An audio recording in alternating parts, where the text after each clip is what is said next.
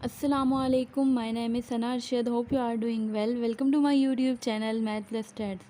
आज की इस वीडियो में हम MTH 102 का लेक्चर नंबर 13 करेंगे, जो कि है सीक्वेंस और सीरीज़ पर। तो आज की वीडियो में हम सीक्वेंस के रिलेटेड पढ़ेंगे क्या होता है, तो इस रिलेटेड हम कुछ एग्जांपल्स भी करेंगे और सीक्वेंस का जो आप लोगों का ये कॉन्सेप्ट है ये इंशाल्लाह क्लियर हो जाएगा आज। अब ये जो डेफिनेशन मैंने लिखी है, ये सीक्वेंस की डेफिनेशन है कि rows of numbers are called sequence. Basically numbers जो होते हैं उनको अगर हम रोज़ की फॉर्म में लिख लें तो उसको हम क्या कहते हैं कि वो एक सीक्वेंस है। एक किताब की फॉर्म में लिख लें या एक सीधी लाइन, जैसे कि अब ये मैं एक नंबर है इसको लिख रही हूँ, 3 है 1 3 5 7 और 9, ठीक है। तो अब ये क्या है, ये मैंने एक लाइन में लिख लिया तो ये एक सीक्वेंस हो गया। ये नंबर ऑफ़ रोज़ हैं, ये रोज़ में लिख लिया हमने इन नंबर्स को, तो इसको क्या कहते हैं कि ये सीक्वेंस है। सीक्वेंस का एक सेकंड नेम होता है जिसको कहते हैं कि प्रोग्रेशन, यानी कि सीक्वेंस का एक सेकंड नेम है प्रोग्रेशन, इसको प्रोग्रेशन भी कहा जाता है।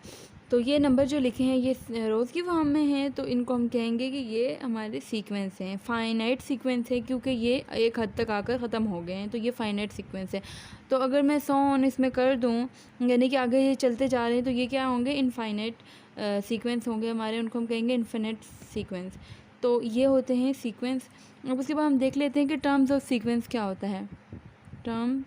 अब टर्म ऑफ सीक्वेंस क्या होता है, अब हमने एक जो हमारे नंबर्स है उनको रो की फॉर्म में लिख लिया तो वो सीक्वेंस है। अब हर नंबर यानी हर एलिमेंट जो है इसको हम कहेंगे कि ये सीक्वेंस की टर्म है, ठीक है। अब ये रोज़ हैं तो इसमें जो हर एक नंबर होगा वो टर्म ऑफ सीक्वेंस होगा। हर एक नंबर जैसे 1 है तो ये भी टर्म ऑफ सीक्वेंस है, ठीक है। तो इनको जो नंबर्स होते हैं इनको डिनोट कैसे किया जाता है कि जैसे कि ये 1 है ना, तो 1 3 5 7 और 9, ठीक। इनको हम डिनोट कैसे करते हैं, हम इस तरीके से करते हैं कि ये A1 है, ये A2 है, A3 A4 और A5, इसको इस तरीके से हम डिनोट करते हैं। और सो ऑन, एक होता है AN, एंड तक, एंड वाला जो नंबर होता है वो AN होता है। अभी यहाँ पर AN क्या है, AN 9। हमेशा एक बात याद रखनी है कि इनको काउंट करने के बाद आपके पास जो नंबर आएंगे वो आपका n कहलाएगा। और अगर A5 है तो लास्ट जो होगा 5, तो वो आपका कहलाएगा क्या, कि n कहलाएगा, क्योंकि आपको पता चल लगेगा कि ये हैं ही 5 टर्म्स। तो ये इनको हम काउंट करेंगे, तो काउंट करने के बाद ये तो 5 है, तो हम कह लेंगे कि इस का 5, इसका नंबर जो हैं वो टोटल 5 हैं, तो n इसका 5 हो जाएगा। नेक्स्ट जो है वो है अर्थमेटिक सीक्वेंस। अर्थमेटिक सीक्वेंस क्या होता है, अर्थमेटिक सीक्वेंस को हम अर्थमेटिक प्रोग्रेशन से भी डिनोट करते हैं। जैसे कि हम इसको कह सकते हैं कि इसको हम अर्थमेटिक प्रोग्रेशन भी कहते हैं, क्योंकि अगर हो सकता है कि आप लोगों के पेपर में क्वेश्चन आ जाएं कि आप अर्थमेटिक प्रोग्रेशन फाइंड करके दें, तो उसको कंफ्यूज होने की कोई बात नहीं है। अर्थमेटिक प्रोग्रेशन भी अर्थमेटिक सीक्वेंस ही होता है। अगर दोनों में से कोई भी डेफिनेशन आ जाए या फिर इसके क्वेश्चंस फाइंड करने हो तो आप लोग इजीली कर लेंगे। जब हम सीक्वेंस को प्रोग्रेशन कह सकते हैं तो हम अर्थमेटिक सीक्वेंस को भी अर्थमेटिक प्रोग्रेशन कह सकते हैं। सो अब अर्थमेटिक प्रोग्रेशन होता क्या है, अर्थमेटिक प्रोग्रेशन क्या होता है कि हम जो प्रीवियस हमारी टर्म होती है उसमें अगर हम एक कांस्टेंट नंबर को ऐड कर दें तो उसको हम कहते हैं कि वो अर्थमेटिक कांस्टेंट है। जैसे कि अब ये इसमें ये 1 है और ये 3 है, ठीक है।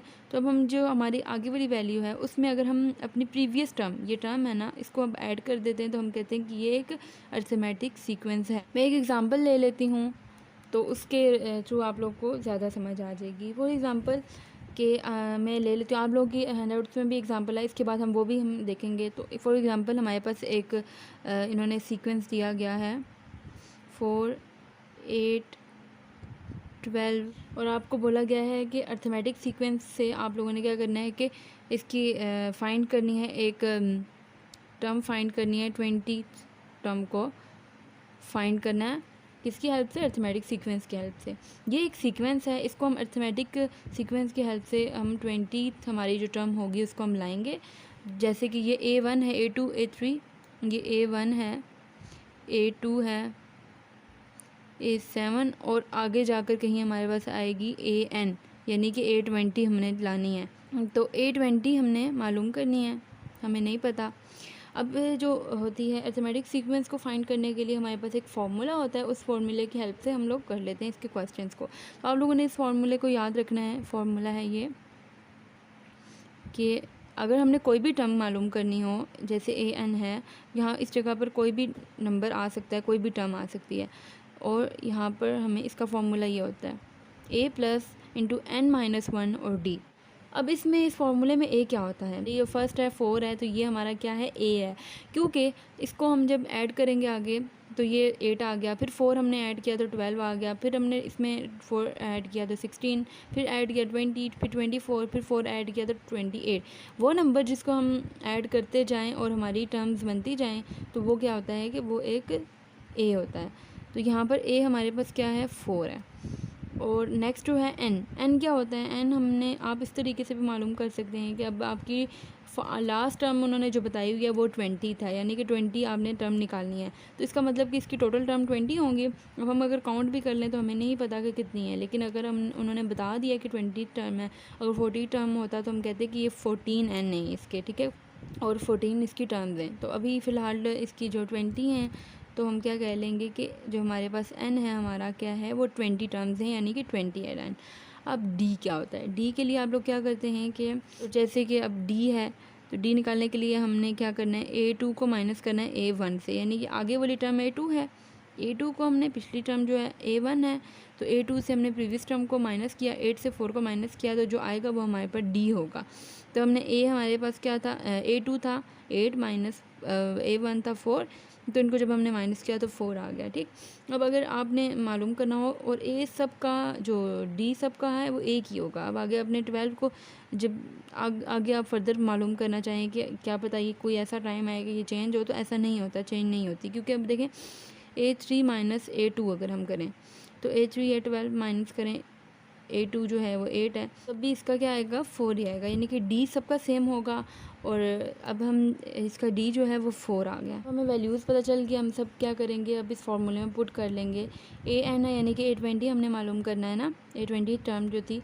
अब A की जगह हम लिख लेंगे 4 प्लस N की जगह पे हम लिखेंगे 20 प्लस 1 माइनस 1, और D की जगह हम लिख लेंगे 4। अब इनको जब हम सोल्व करेंगे तो ये आ जाएगा 4 प्लस 19 और 4 प्लस इनको मल्टीप्लाई किया तो 76 आ गया, और ये जब हमने फाइंड किया तो ये आ गया 80, यानी कि आप लोगों की जो 20 टर्म है यानी कि A20 जो है वो है 80। तो इस तरीके से आप लोग अपने अरिथमेटिक सीक्वेंस के क्वेश्चंस कर लेंगे पेपर्स में भी। अब एक एग्जांपल जो है वो आप लोगों के हैंड आउट्स में दी हुई थी, मैं उस एग्जांपल को आप लोगों को बता देती हूँ कि उसमें हम अरिथमेटिक सीक्वेंस को कैसे यूज़ करेंगे। तो इसमें आप लोगों को ये एग्जांपल दी गई है और आपको बताया गया है कि इसकी आपने फाइंड करना है A16, आपने क्या करना है, फाइंड करना है, ठीक। और आप लोगों को ये टर्म फाइंड करनी है, ये क्वेश्चन दिया गया है। अब इसमें सबसे पहले जो है फॉर्मूला हम लिख लेते हैं अपना कि AN is equal to A plus N minus 1 और D। अब A हम कैसे फाइंड करेंगे, A क्या है हमारे पास, सबसे पहले तो इनको बता देते हैं कि A1 है, ये A2 है, ये A3 है, ये A4 है, ठीक है। और जो हमारी AN है वो क्या है, A16 है। AN लास्ट टर्म है ना, तो वो हमने फाइंड करनी है 16, लास्ट टर्म 16 है, लास्ट टर्म 16, इसका मतलब कि इसका जो N होगा वो भी 16 होगा। अब A जो हमारा है वो 1500 है, फर्स्ट टर्म जो है वो 1500 है। अब इसमें हमने 1500 को ऐड किया तो 3000 आ गया, फिर 1500 को ऐड किया तो 4500, फिर ऐड किया तो 6000 आ गया, और अब आगे सोन ये चलता जा रहा है A16 तक।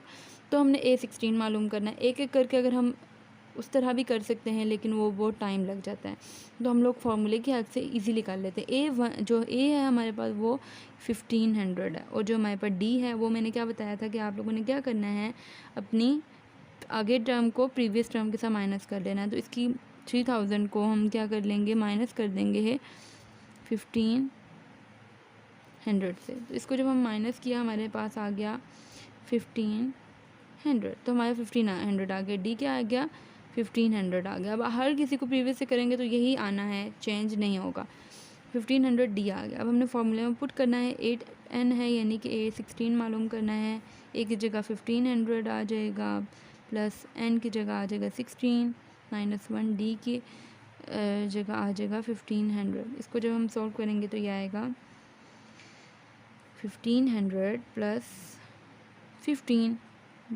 1500। तो 1500 को हम कर लेते हैं 1500 मल्टीप्लाई बाय 15, तो ये आ गया 222, ये आ गया। अब इसको जब हम ऐड करेंगे 1500 से तो ये हमारा आंसर आ जाएगा 24,000। तो ये क्या आ गया हमारे पास A16 टर्म जो थी, जो A16 था वो हम 24,000 आया है। तो इस तरीके से आप लोगों ने क्या करना है कि अपने अर्थमेटिक सीक्वेंस के या फिर अर्थमेटिक प्रोग्रेशन के क्वेश्चन सॉल्व करने हैं। मेरी इस वीडियो से भी आप लोगों की हेल्प हुई होगी, और अगर कोई कन्फ्यूजन है तो कमेंट सेक्शन में बता देना है मुझे, मैं उसका रिप्लाई ज़रूर दूँगी। लाइक करना है मेरी वीडियो को, सब्सक्राइब करना है मेरे चैनल को, बेल आइकन को प्रेस करना है। ओके जी, अल्लाह हाफिज़।